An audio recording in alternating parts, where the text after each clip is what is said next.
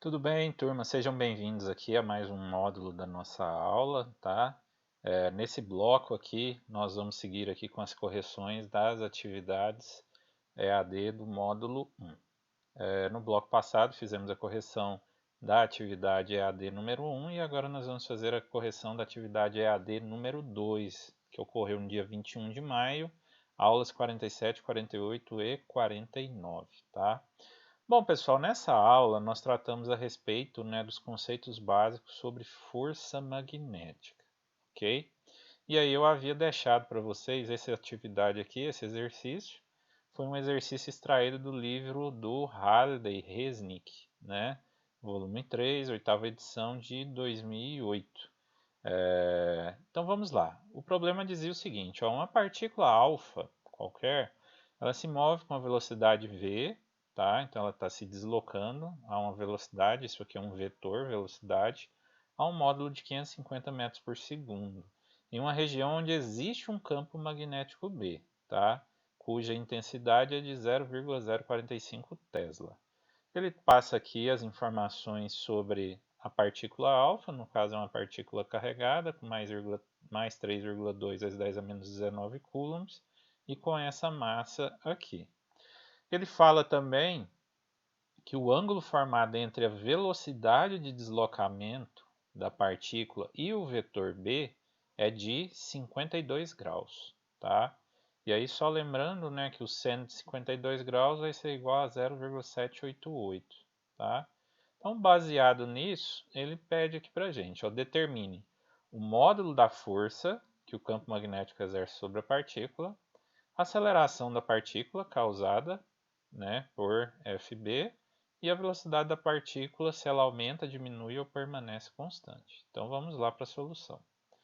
Bom, pessoal, primeira questão, né, relacionada aqui ao nosso módulo da força. Então vamos lá.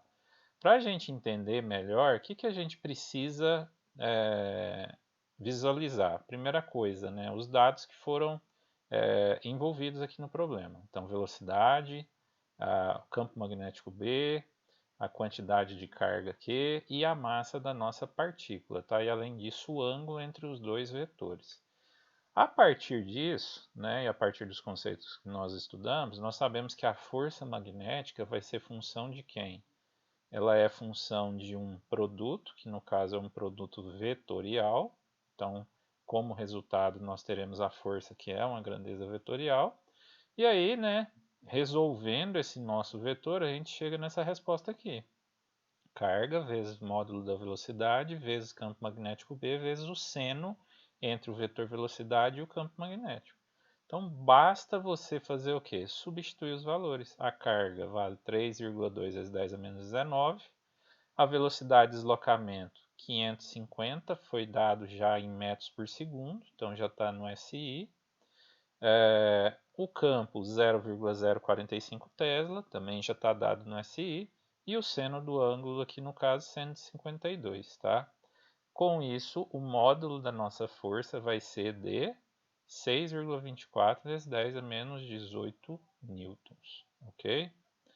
Bom, a letra B pede para a gente calcular a aceleração da partícula.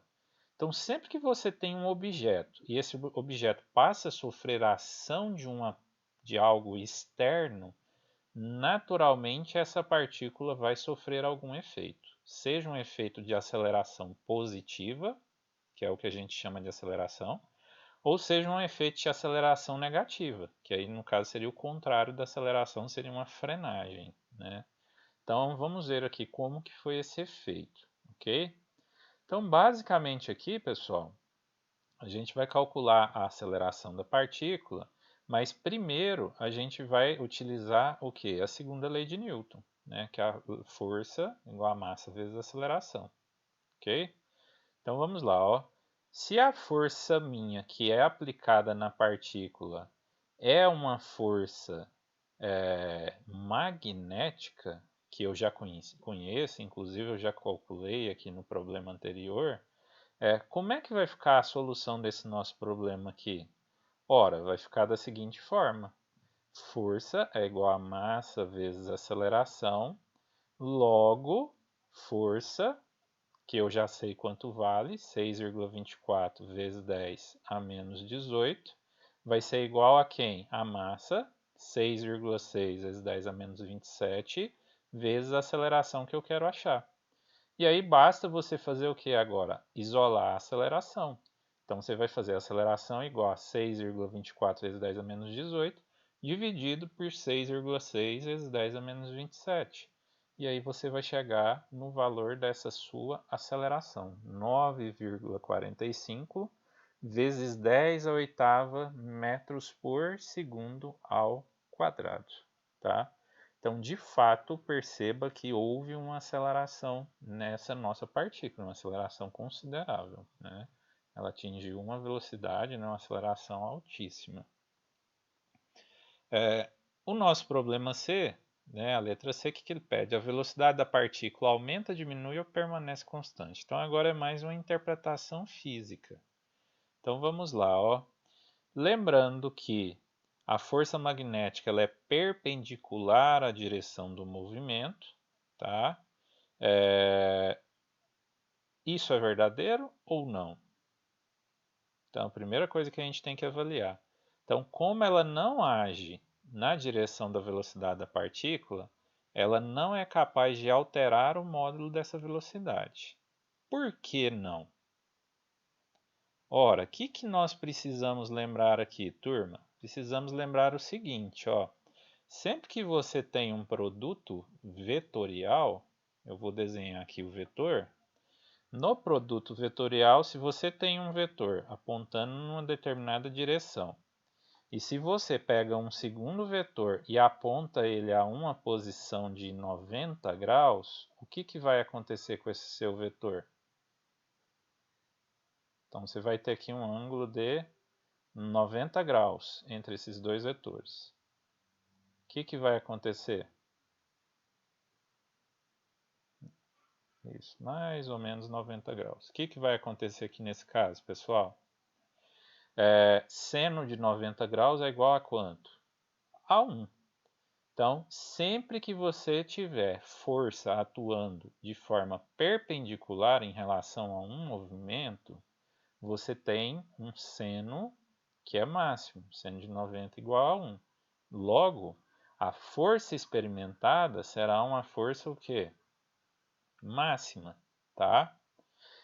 Entretanto, como a força ela não age na direção da velocidade da partícula, ela não é capaz de alterar o módulo dessa velocidade. Por quê? Ora, sua partícula está experimentando um deslocamento, está experimentando uma velocidade. Só que se vocês repararem aqui, a força que surgiu, ela está angulada, tá? Ela tem um determinado ângulo aqui. E é um ângulo de quanto? De 52 graus, tá? Então, neste caso aqui, você vai ter uma determinada aceleração, porém, esta aceleração ela não será capaz de alterar o módulo dessa velocidade, tá? Ela pode, no máximo, alterar a direção da velocidade. Portanto, a velocidade ela vai permanecer constante, tá? Então, ela pode até mudar a direção da velocidade, porém, essa velocidade permanece constante, ok? Pessoal, nessa atividade era isso que eu tinha para passar para vocês. Sugiro que aqueles que fizeram a atividade acertaram, parabéns. Aqueles que tiveram dificuldade ou erraram a questão, peço por gentileza que vocês assistam a aula novamente e refaçam essa atividade para fixar o conhecimento, ok? Muito obrigado e até o próximo bloco. Até mais.